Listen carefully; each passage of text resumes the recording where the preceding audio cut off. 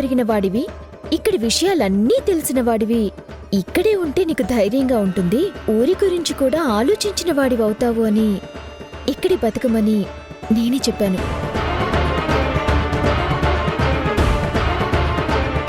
బతుకు తెరువు ఎలాగంటే మీ దగ్గరికి తీసుకొచ్చాను. మీ పొలంలో ఒక 2 ఎకరాలు కౌలుకిస్తే వాళ్ళ బతుకు వాళ్ళు బతుకుతారు. వాళ్ళకి తెలిసిన మంచి చెడు మీతోనే చెప్పుకుంటారు. దీనికి నువ్వు తీసుకొచ్చి అడగాలా? వాళ్ళొచ్చినా కూడా నేనిస్తాను కదా. అయినా సరే ఒకరి కష్టాన్ని చూసి నువ్విలా ఆలోచిస్తున్నందుకు నాకు చాలా సంతోషంగా ఉంది.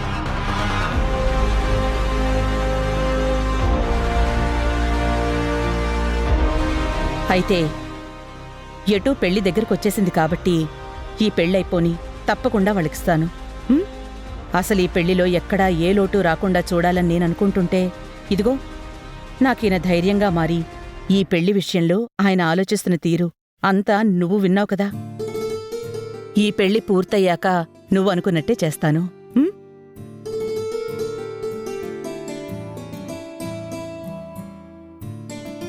అంతవరకు ఏదైనా సాయం కావాలంటే తీసుకో. అవసరం లేదండి. మీరు వాళ్ళకి సాయం చేసే వరకు వాళ్ళ విషయం నేను చూసుకుంటాను. వస్తాను. అదేంటమ్మా, ఇంటికే కదా, నేను వస్తాను. ఇద్దరం కలిసి వెళ్దాం. లేదు నాన్న, నాకు వేరే పనుంది. అది చూసుకుని నేను ఇంటికొస్తాను. మీరింటికి వెళ్ళండి.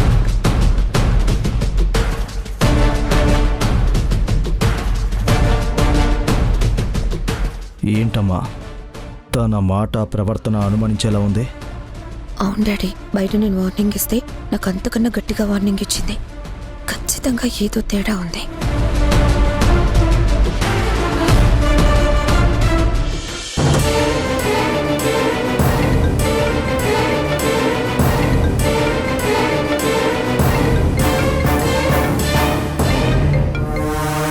చెప్పనయ్య, ఎక్కడున్నావు జయ? తోటకు వెళ్తున్నానన్నయ్య. మన వాళ్ళు ఎరువులు కావాలంటే తీసుకురావడానికి వెళ్తున్నాను. ఎరువులు కావాలంటే వాళ్లే తెచ్చుకుంటారు. దానికోసం నువ్వు వెళ్ళవలసిన అవసరం లేదు. కానీ ఒక ముఖ్యమైన పని చేయాలి. అది నువ్వు మాత్రమే చేయాలి. ఏంటన్నయ్య అది? నిజమేంటో తెలిసింది కదా, ఇంకా తెలుసుకోవడానికి ఏముంది? మన ఇంట్లో పనిచేసే ముత్యాలు శ్రీరామనవమి ఉత్సవాల తర్వాత కనిపించకుండా వెళ్ళిపోయాడు. ఏమయ్యాడా అని వాడి భార్యని అడిగితే తెలియదని చెప్పింది, గుర్తుందా? అవునన్నయ్య, వాడు ఊరు వదిలి వెళ్ళిపోయాడు. భార్యకు కూడా చెప్పలేదు. సిటీలో ఎవరితోనో ఉంటున్నాడేమని అందరూ అనుకుంటున్నారు కదా. అందరూ అనుకున్నది అనుకోవడమే అవుతుంది. కానీ ఈరోజు ఆ భార్య భర్తను తీసుకుని జానకి ఇక్కడికొచ్చింది. కౌలుకు భూమి కావాలి అని ఏదేదో కథలు చెప్తుంది. వాళ్ళని చూస్తుంటే వాళ్లలో ఏదో భయం కనిపిస్తుంది. అందుకే అనుమానం వచ్చింది. జానకి వాళ్ళని ఎక్కడుంచింది, ఎందుకుంచింది, అసలు ఆ కథ ఏంటో ఒక కంట కనిపెట్టో. మనకేదన్నా ప్రమాదం అనుకుంటే రెండో కంటికి తెలియకుండా ఆ కథని క్లోజ్ చేయి. సరే అన్నయ్య, నేను చూసుకుంటాను. జానకి, మాకే తెలియకుండా ఇంకా ఏదైనా జరుగుతుందా? వాళ్ళు నీ దగ్గరికి ఎందుకు వచ్చారు? నువ్వు వాళ్ళ గురించి ఎందుకు ఆలోచిస్తున్నావు?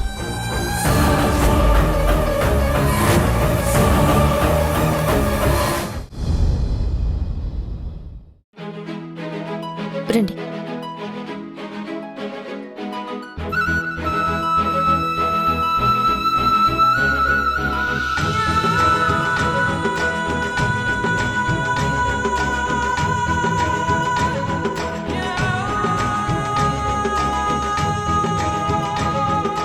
రండి, చూడండి.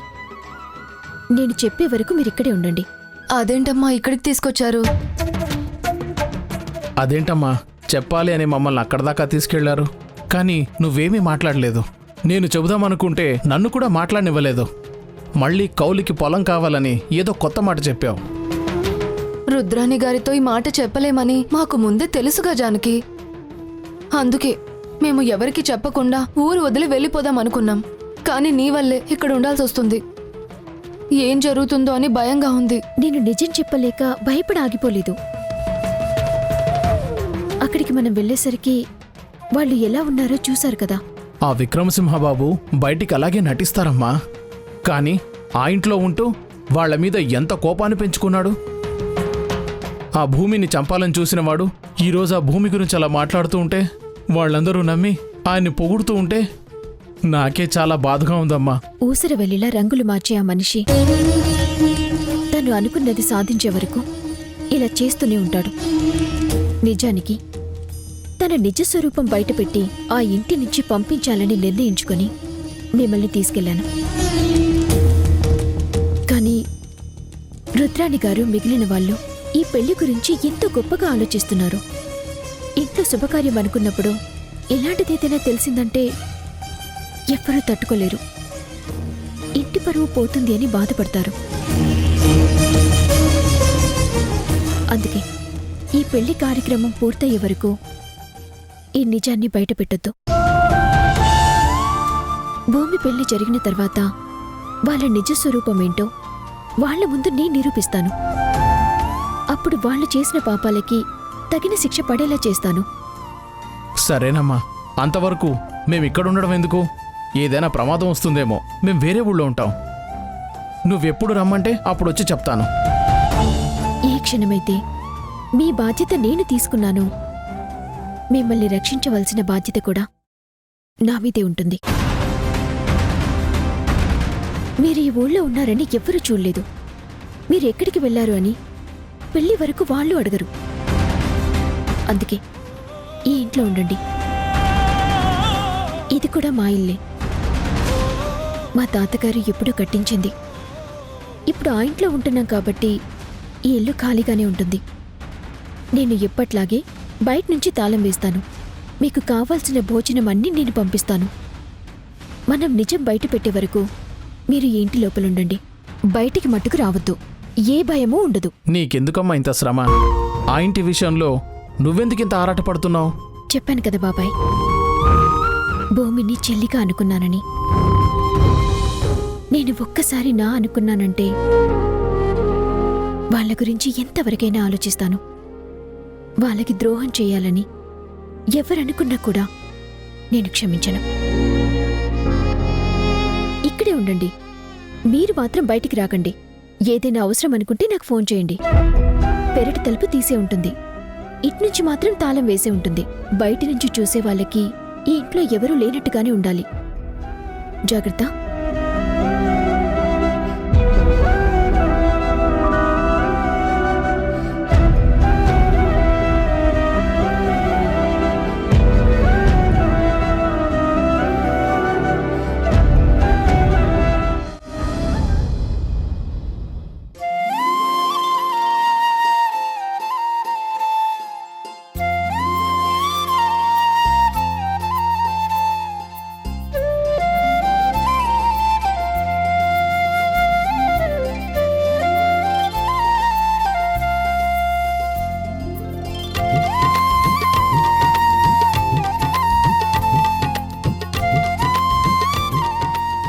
అదేంటమ్మా, ఇద్దరం కలిసి వద్దామని అడిగితే నీకు పనుందని వెళ్ళిపోయా?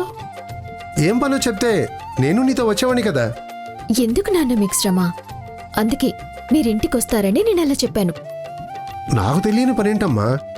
ఏం లేదు నాన్న, ముత్యాల వాళ్ళకి చాలా కష్టంగా ఉంది కదా. అందుకే వాళ్ళకి కావాల్సిన సామాన్లన్నీ ఇచ్చొచ్చాను. మంచి పని చేశావు. ఒకరు కష్టంలో ఉన్నప్పుడు నేనున్నాను అని నిలబడితే, మనకు కష్టం వచ్చినప్పుడు ఆ దేవుడు నేనున్నాను అని మన వెనకాతల వస్తాడని ఆ పురాణాలు చెప్పాయి. మంచి ఎప్పుడు మన వెంటే ఉంటున్నా, చెడు ఎప్పుడు మనల్ని వెంటాడుతూనే ఉంటుంది. మీరు చెప్పింది నిజమే నాన్న. చెడు ఎప్పుడు వెంటాడుతుంది.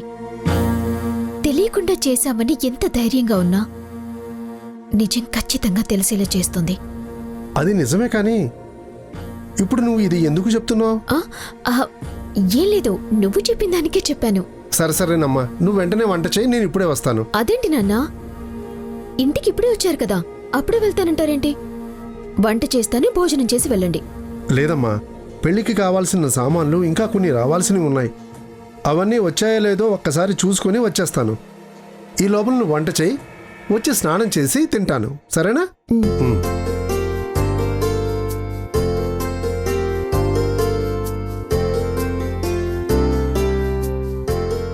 ఏంట్రా, నన్ను చూస్తే నీకు అంత భయమా? చూడగానే ఆగిపోయావు? అది కాదు బాబాయ్, నువ్వు నన్ను తిడతావేమోనని నాకు భయంగా ఉంటుంది కదా. నిన్ను ఊరికే తిట్టడానికి నాకేం పని లేదనుకుంటున్నావా? నువ్వు చేసే పనికి మాలిన పనుల వల్లే నిన్ను తిట్టాలనిపిస్తుంది. అది సరే, ఇప్పుడు నువ్వు ఎందుకు వచ్చావు? జానకి రమ్మంది, అందుకే వచ్చాను. ఏంటమ్మా, వీడిని ఎందుకు రమ్మన్నావు? వాడు నా తమ్ముడే కదా నాన్న. వాడింట్లో ఉంటే నాకు కొంచెం సరదాగా ఉంటుంది, అందుకే రమ్మన్నాను. రేయ్, నా కూతురు వంట చేస్తుంది. ఇది చెయ్యి అది చెయ్యి అని ఆర్డర్ వేయకుండా అది చేసింది నోరు మూసుకుని తిని వెళ్ళు, సరేనా? సరే. ఎలా? ఏంటి జానకి, అసలు మీ నాన్న నా గురించి ఏమనుకుంటున్నాడు? నువ్వు పెట్టింది తినేసి వెళ్ళు అంటాడేంటి? నాకంటూ ఇష్టం ఉండదా? నాకంటూ ఒక 10-15 రకాలు తినాలని ఉండదా? నీ జీవితం అంతా తింటూ ఉంటావని నాకు కూడా తెలుసు కదా. అలాగే తిందు గాని నేను నీకు ఒక పని చెప్పాలని పిలిచాను. ఏంటా పని? చెరువుకెళ్లే దారిలో మాకొక ఇల్లుంది, నీకు తెలుసు కదా. అవును, ఖాళీగా ఉందని పండిన ధాన్యం అందులో పోస్తూ ఉంటారు. అయితే ఏంటి? ఇప్పుడు ఆ ఇంటిని క్లీన్ చేద్దామంటావా? నా కోపిక లేదు. అది కాదురా, ఆ ఇంట్లో 2 మనుషులున్నారు. కొద్ది రోజులు వాళ్ళక్కడే ఉంటారు. రోజు వాళ్ళకి 2 పూటల భోజనం నువ్వు తీసుకెళ్లి ఇవ్వాలి. ఎవరికీ కనిపించకూడదు. అదేంటి? వాళ్ళు ఇంట్లోనే ఉంటారన్నావు కదా, వాళ్ళు వండుకోరా? అదంతా నీకు అనవసరం. ఎవ్వరికంటా పడకుండా చెప్పింది చెయ్యి. ఎందుకు జానకి, వాళ్ళతో నీకేంటి పని? అయినా నువ్వు భోజనం వండివ్వడమేంటి, నేను తీసుకొని వెళ్ళడమేంటి? వాళ్ళని వచ్చి ఇక్కడ తినమను. వాళ్ళు బయటికి రాకూడదురా, ఎందుకంటే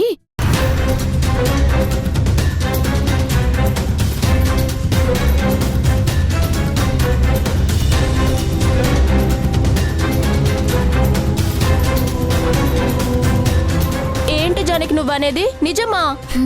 అవునరా, అందుకే వాళ్ళని ఆ ఇంట్లో దాచాను.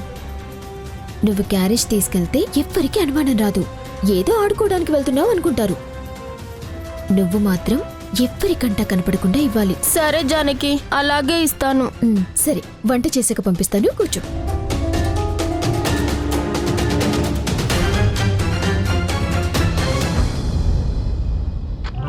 అంటే చీర లేడీస్కి సెంటిమెంట్ అనమాట.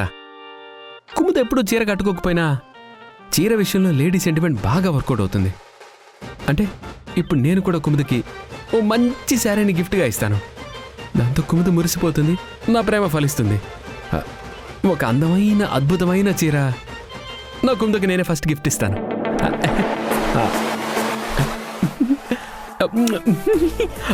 హాయ్.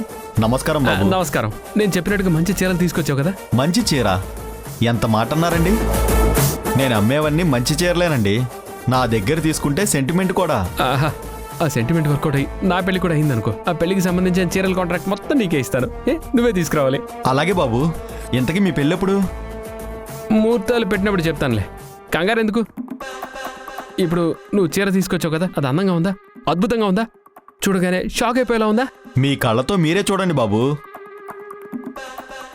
అప్పుడు మీకే అర్థమవుతుంది. కళ్ళు తిరక్కపోతే నా పేరు మార్చుకుంటాను. నీ పేరేమన్నా ముద్ద మార్చుకుంటే భయపడిపోవడానికి? బోడు అప్పారావే కదా, మార్చుకుంటే అంతా మార్చుకోపోతే అంతా. ముందు చీర బాగుందా అది చెప్పు. అందుకే ఒకసారి చూడండి బాబు, మీకే నమ్మకం కలుగుతుంది. నువ్వింత నమ్మకంగా చెప్పావంటే తప్పకుండా మంచి చీర తెచ్చావనే నమ్మకం వచ్చింది. ఇది ఇప్పుడే చూశాను అనుకో, త్రిల్లే ఉంటుంది. చెప్పు. నేను ఎవరి కోసం అయితే తీసుకెళ్తున్నానో వాళ్ళు చూసి ఒక రకమైన ఎక్స్ప్రెషన్ పెడతారు, చూసావా? అది ఆ కళల్లో కనిపించినప్పుడు అప్పుడు నా మనసు ఆనందం చూడాలని నేను అనుకుంటున్నాను. మీరు ఎవరి కోసం ఈ చీర తీసుకెళ్తున్నారా కానీ వాళ్ళు చాలా అదృష్టవంతులండి. అసలు ఇంత గొప్ప చీర మీరు తీసుకొచ్చారని మిమ్మల్ని ఎత్తుకుని తిప్పేస్తారు. నాకు కూడా అదే కావాలి. అప్పుడే నేను ఇచ్చిన గిఫ్ట్కి ఓ అర్థం పరమార్థం ఉంటుంది. నా మీద ఓ గొప్ప ఫీలింగ్ వస్తుంది. ఎవరెస్ట్ గురించి ఎలా చెప్పుకుంటారో అలా నా గురించి కూడా చెప్పుకుంటారు. ఎవరెస్టా? ఆయన ఎవరండి? ఆయనకు కూడా చీర కావాలా? ఎవరెస్ట్ అంటే నాతో పాటు ఇంకో మనిషి కాదు, మంచు కొండ. ఎవరికి అందనంత ఎత్తులో దాన్ని ఎక్కాలని చాలా మంది ఎదురు చూస్తూ ఉంటారు, కానీ అందరికీ సాధ్యం కాదు. అది సాధిస్తే జీవితంలో అన్ని సాధించామన్న ఫీల్ వస్తుంది. ఇప్పుడు నేను ఇచ్చాను అనుకో, నా కుముదు నన్ను పొగుడుతుంటే నాకు కూడా అదే ఫీల్ వస్తుంది. అయినా ఇవన్నీ నీకు అర్థం కావాలి. అదిగో ఈ డబ్బులు తీసుకో, నువ్వు దబాంగ్.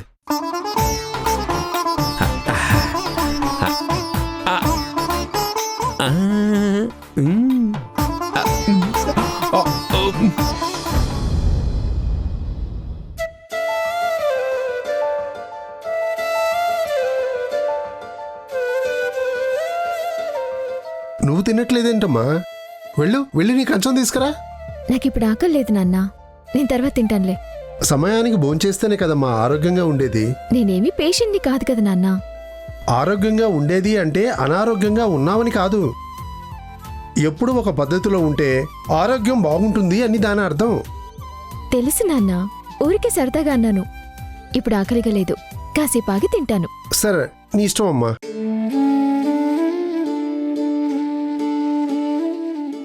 ఏంటి నాన్న, ఎప్పుడూ లేంది ఈరోజు మీ కళ్ళల్లో చాలా సంతోషం కనపడుతుంది. అవునమ్మా, మన కంటితో చూడలేమనుకున్నవి చూసినప్పుడు నిజంగానే చాలా ఆనందంగా ఉంటుంది. ఆ అద్భుతం ఈరోజు నా ముందే జరిగింది. అవునా? ఏంటి నాన్న అది? అదేంటమ్మా, నువ్వు అక్కడే ఉన్నావు కదా, మళ్ళీ ఏంటని అడుగుతావేంటి నన్ను? అంత అద్భుతం ఈరోజు మనమేం చూసాం? ఇంకా నీకు అర్థం కాలేదా? ఆ విక్రమసింహ గారి గురించి అందరూ తప్పుగా మాట్లాడుకునేవారు. ఆయన మనసులో ఒకటి ఉంటుంది, బయటికి మరోలా నటిస్తాడు అని అందరూ ఆయన గురించి చెప్తుంటారు. ఆ మాట నేను కూడా నమ్మాను. కానీ ఈరోజు ఆ మనిషిని చూసినప్పుడు అందరూ చెప్పేది అబద్ధం, నేను చూసిందే నిజమని నాకు అర్థమైంది. అలా అనుకుంటే ఎలా? ఏమో, ఇది కూడా నటనే అని ఎందుకు అనుకోకూడదు? లేదమ్మా, నటించాల్సిన అవసరం తనకే ఉంది. ఆయన మారిన మనిషి అనడానికి నిదర్శనమే భూమిని తన కన్న కూతురులా మాట్లాడారు. భూమి గురించి, భార్గవ్ గురించి ఎంతో గొప్పగా చెప్పాడు. నేనే కాళ్ళు కడిగి కన్యాదానం చెయ్యాలి అని ఆయన మాట్లాడుతుంటే మేమందరం ఆశ్చర్యపోయాం.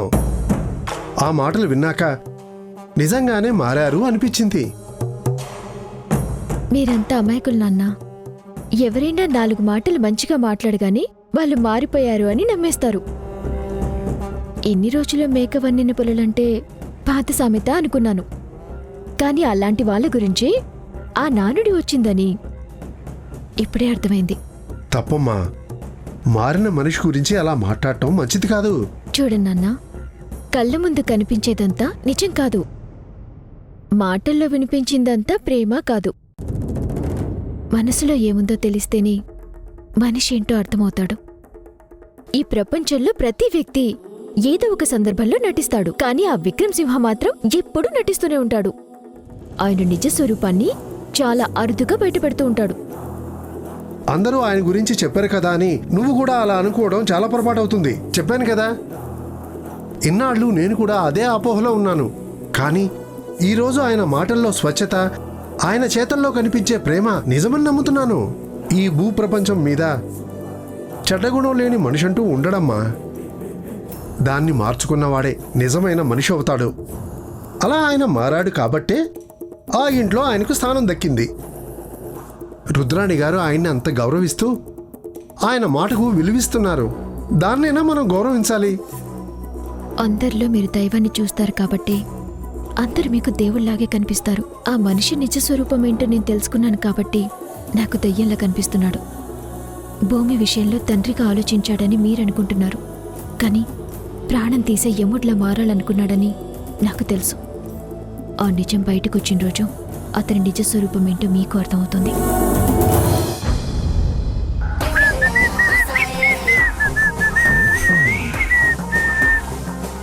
నా డార్లింగ్ ఎక్కడుంది?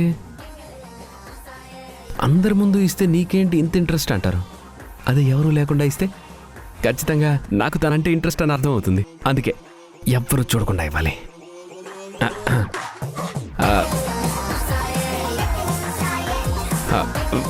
కుముదా, నువ్వు అక్కడే ఉండు, నేనే వస్తా.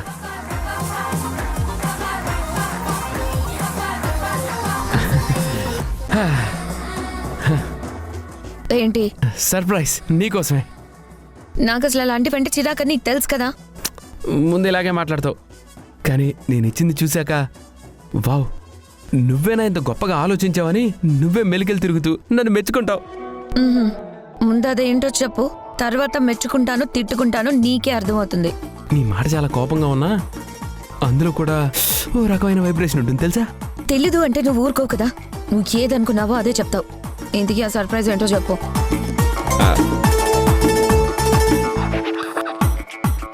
ఏంటిది ఏంటి చీర నువ్వేం చెప్తున్నావో నాకు అర్థం కావడం లేదు. నాకు పనుంది. చెప్పినా అర్థం కాలేదా? చీర నీకోసం తీసుకొచ్చానని చెప్తున్నా. నా కోసం నువ్వెందుకు కొన్నావు? అదేంటి అలా అడుగుతావు? భూమి పెళ్లి కదా, తన కోసం అందరూ కొన్నారు. అందుకే నీకోసం నేను ఈ చీర కొన్నాను. నువ్వు పెళ్లిలో ఈ చీర కట్టుకొని అలా తిరుగుతూ ఉంటే అందరూ నిన్నే చూస్తూ ఉంటారు. వావ్, ఎంత అందంగా ఉన్నావు. అసలు ఈ చీర ఎవరు కొన్నారు, ఎవరు సెలెక్ట్ చేశారని అందరూ నిన్ను అడుగుతుంటే నువ్వు సిగ్గుపడిపోతావు. మా బావ నా కోసం తీసుకొచ్చాడని చెప్తూ ఉంటే యూ సిల్లీ. ఇంత చిన్న విషయానికి కూడా అంత గొప్పగా చెప్పాలా? బాగానే ఆలోచించావు, కానీ ఇంతకీ నాకు చీర కొనాలని నీకెందుకు అనిపించింది? ఇష్టం ఉంటే ఇష్టమైన వాళ్ళ కోసం ఇష్టం వచ్చినట్టు ఆలోచిస్తూ ఉంటాం. ఆ ఇష్టంలో వాళ్ళ ఇష్టాలేంటో తెలుసుకొని ఇష్టమైనది తీసుకొచ్చి ఇచ్చినప్పుడు ఇష్టంగా వాళ్ళు తీసుకొని నా ఇష్టాన్ని ఇంత ఇష్టంగా తీసుకున్నావని ఇష్టం వచ్చినట్టు వాళ్ళు మాట్లాడుతూ ఉంటే అప్పుడు ఆ మనసుకి ఎంత ఆనందంగా ఉంటుందో ఇష్టపడే వాళ్ళకి మాత్రమే తెలుస్తుంది. ఇప్పుడు నువ్వు చెప్పిన దాంట్లో నాకు ఒక్క ముక్క కూడా అర్థం కాలేదు, కానీ ముందు ఆ చీర చూపించు. ఇదిగో చూడు.